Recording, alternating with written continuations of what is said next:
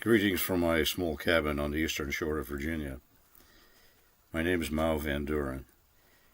I maintain this website to post documents, reports, and presentations on topics of interest that deserve a full discussion in the United States. Today, we enjoy the next installment of the presentations by Leonard Giannessi. He discusses Venezuela and the effects of the United States policy on that country.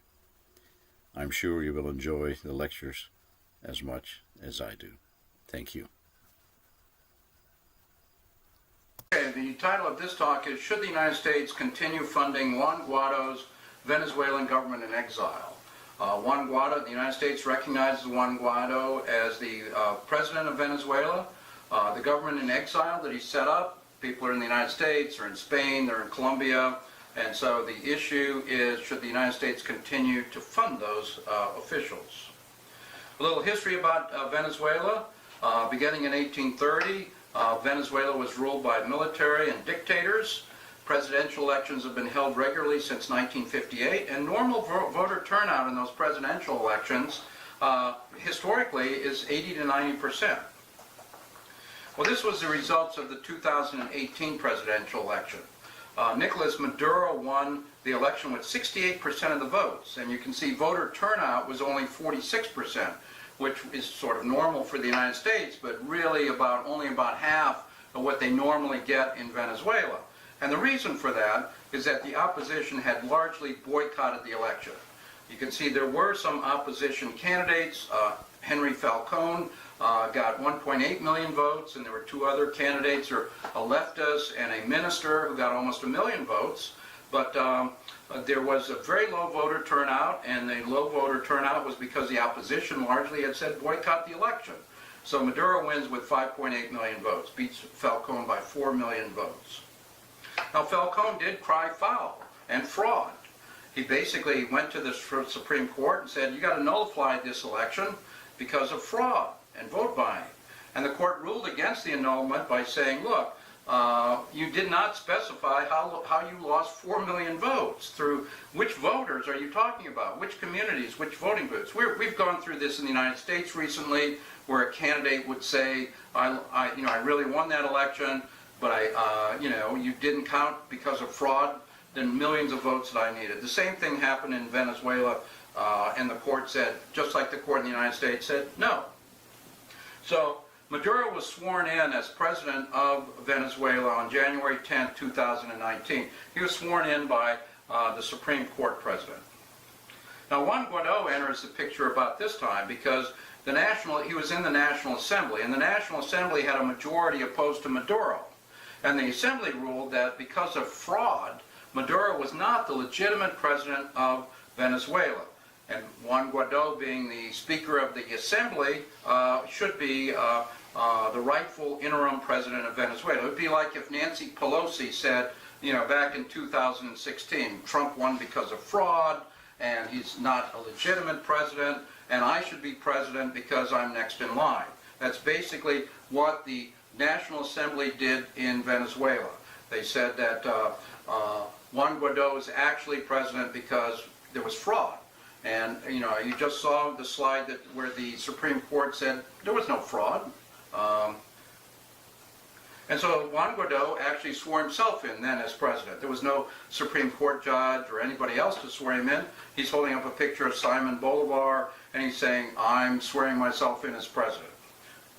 And the United States recognized Guaido immediately. This is Mike Pence shaking Guaido's hand, and the United States said, here's our policy. We want to have Maduro out and Guaido in.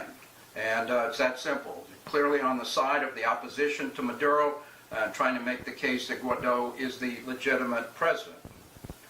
Now, Guaido has a government in exile. Guaido lives in Venezuela. He has an office down there, but he's not actually running anything. He doesn't have any authority over any of the institutions in Venezuela.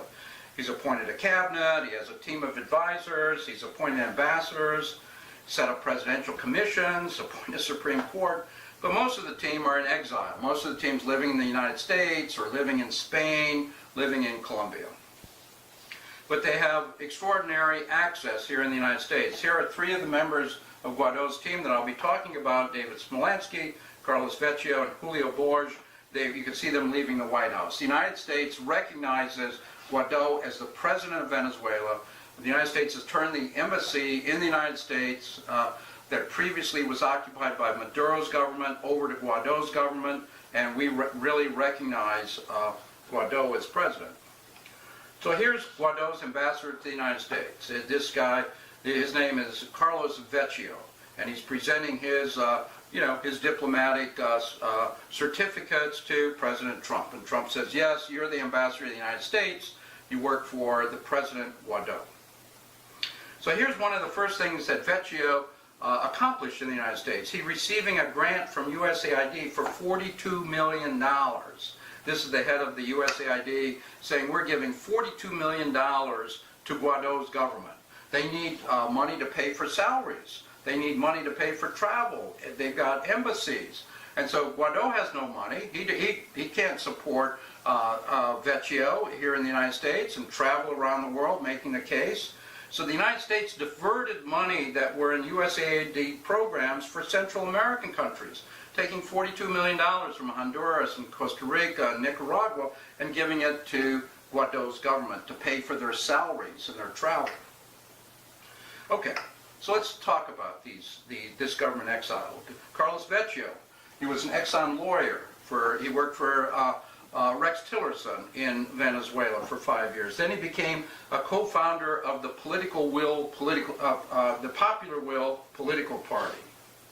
And the Popular Will, two Popular Will political leaders were indicted for inciting riots in 2014 that left 43 people dead.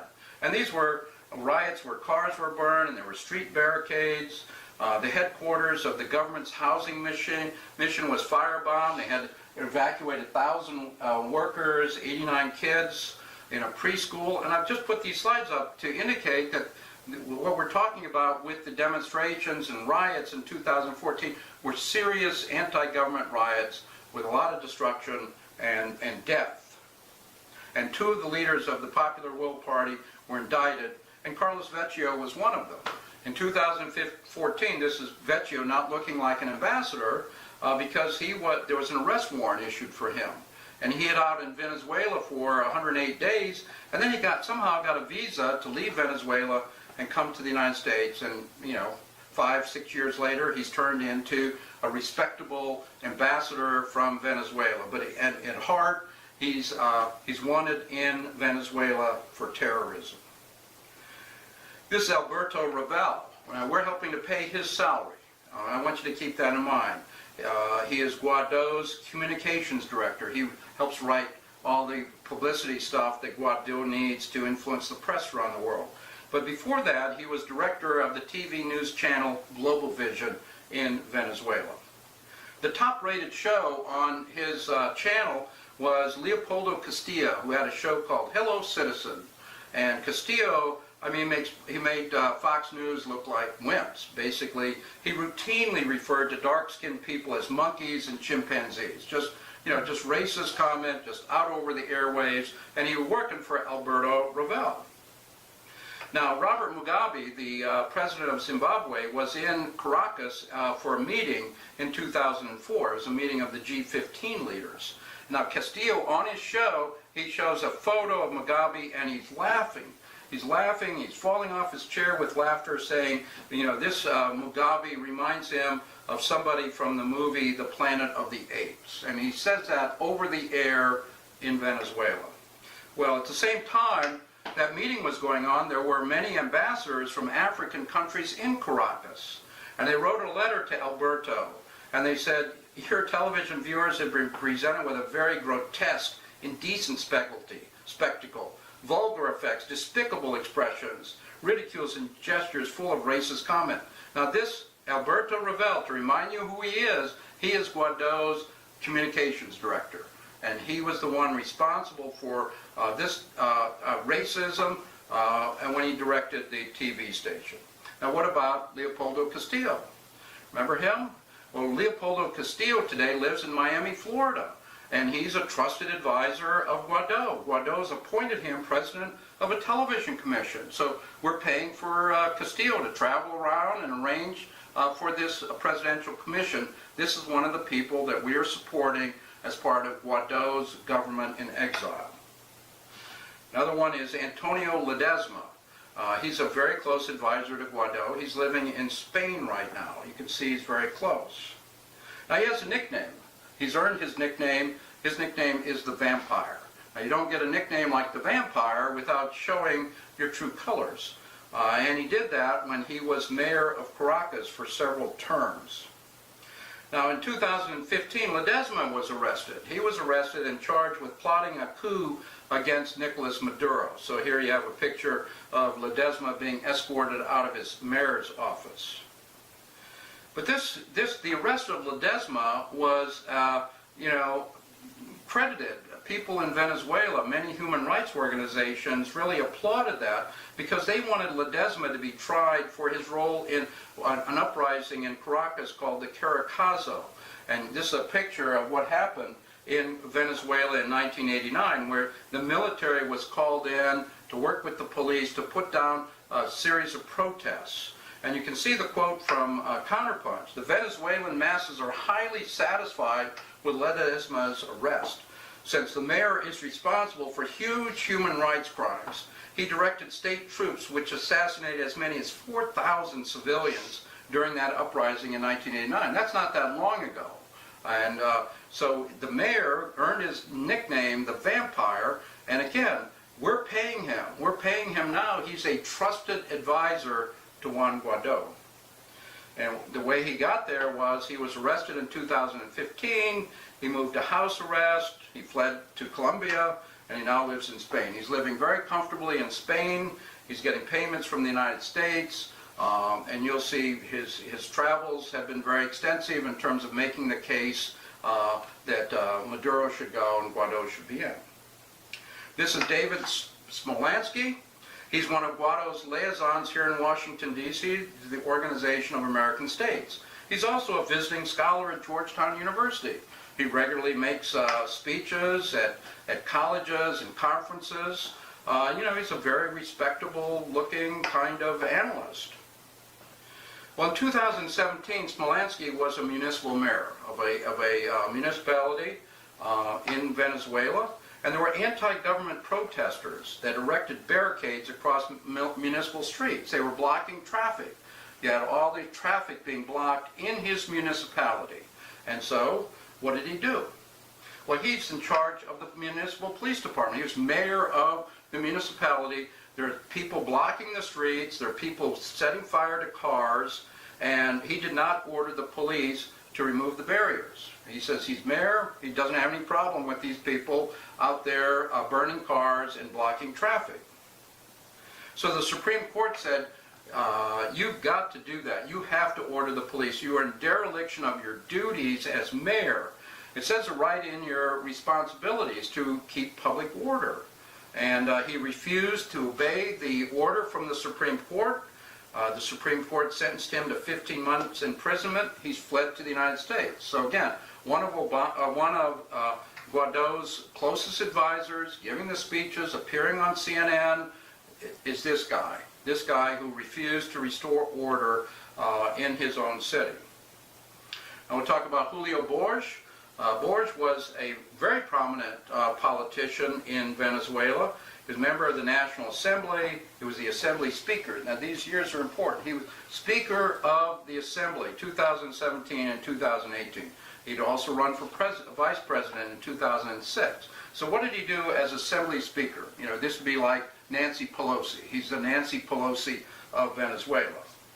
What he was doing in those 2 years was he was going around to foreign governments, encouraging foreign governments to put sanctions on Venezuela.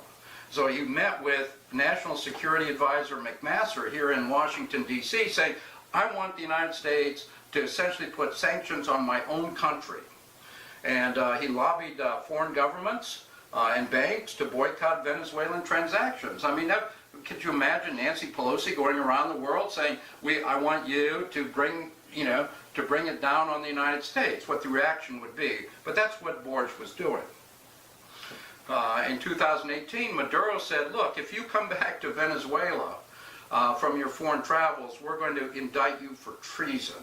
So Borges has never returned to Venezuela. He took up residence in Colombia. And so in 2018, there was an assassination attempt on President Maduro. Maduro was speaking at a military parade in Caracas. That's his wife standing next to him. And a drone flew very close to the stage and exploded. And it was determined that that was an assassination attempt against Maduro. So arrests and charges, 27 people were arrested and warrants were issued.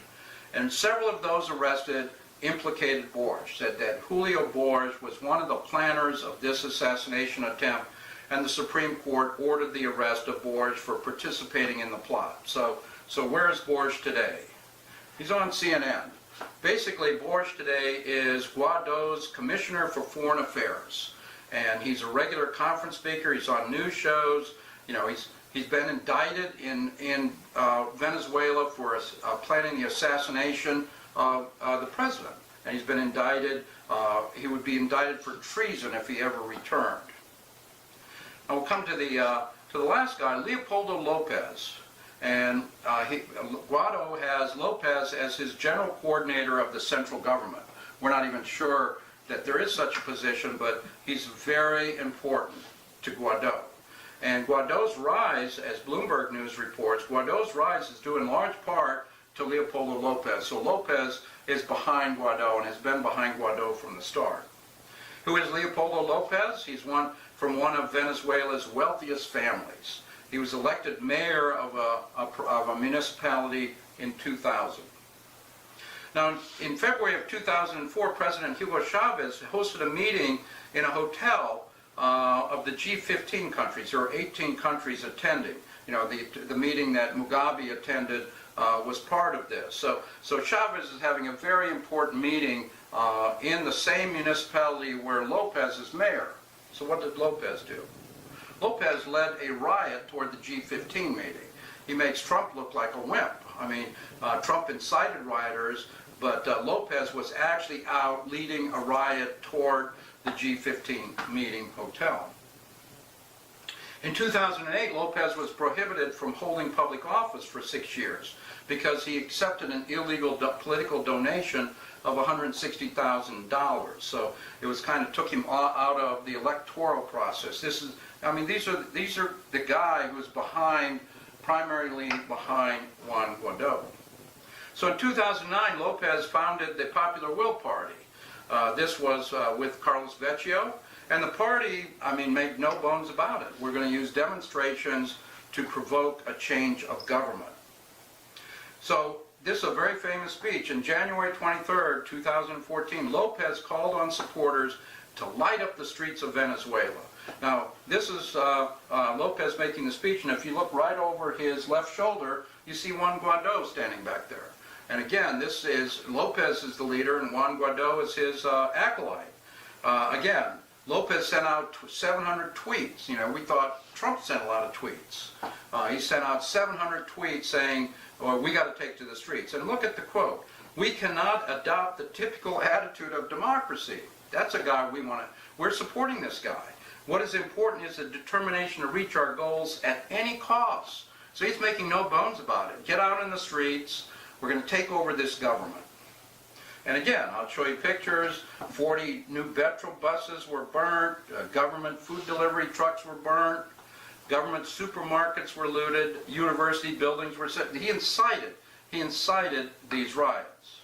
And here's a picture of Gisela Rubilar. She was shot in the head. She was removing one of those barriers on one of the streets. She was shot in the head, and they arrested a member of the Popular Will Party. We charged him with her killing. So again, Trump looks like a wimp here. Here is Lopez with a member of his own political party. You know, he incited the guy and he went out and shot somebody, killed her, shot to the head. So Lopez agreed to a staged arrest, and he was taken away, and had a trial, and he was convicted of public incitement to violence and sentenced to 13 years and 9 months. And he was released to house arrest in 2017. You see here, meeting with his followers who are outside of his house. But you see the quote from The Guardian, Leopoldo's in constant contact with everyone. He's under house arrest.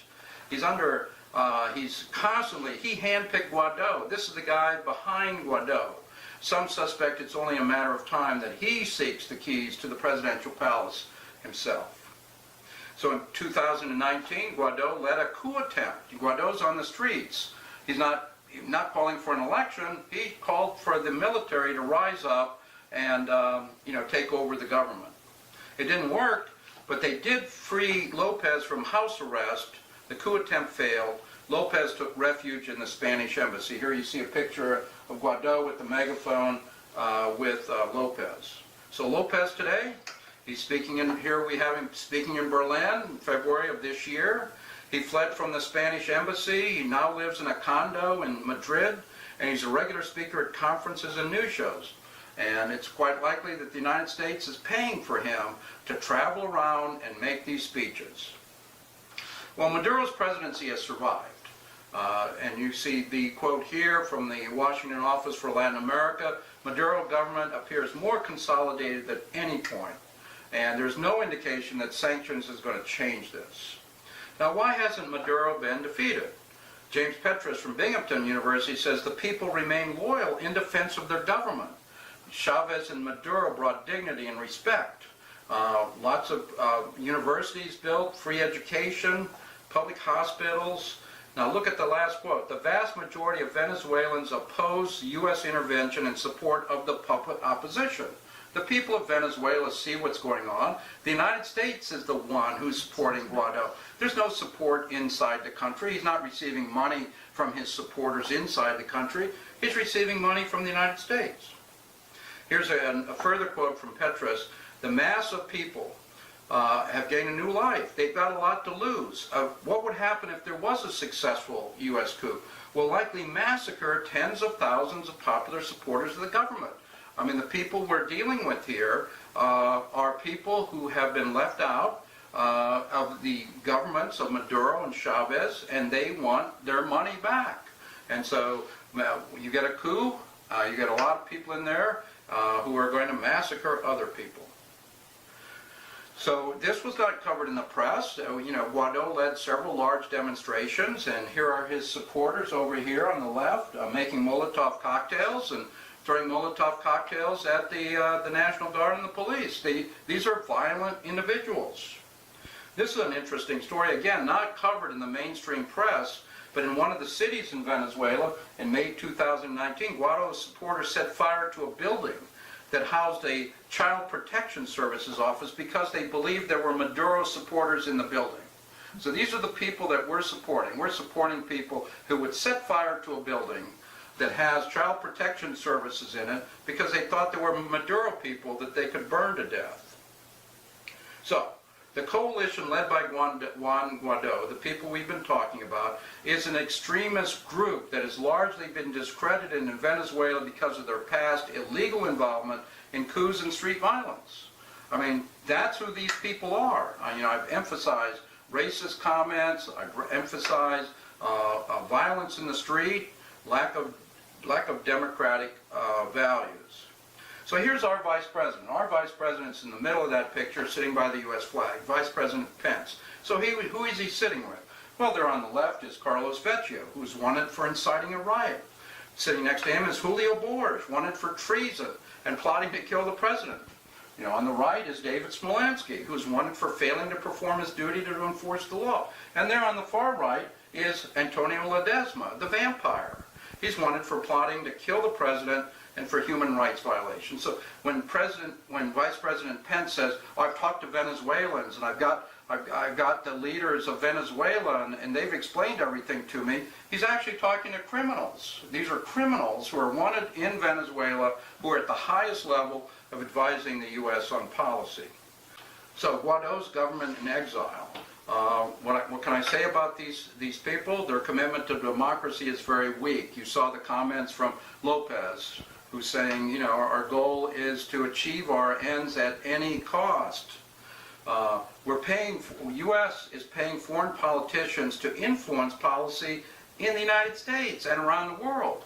You can't think of too many other examples like this.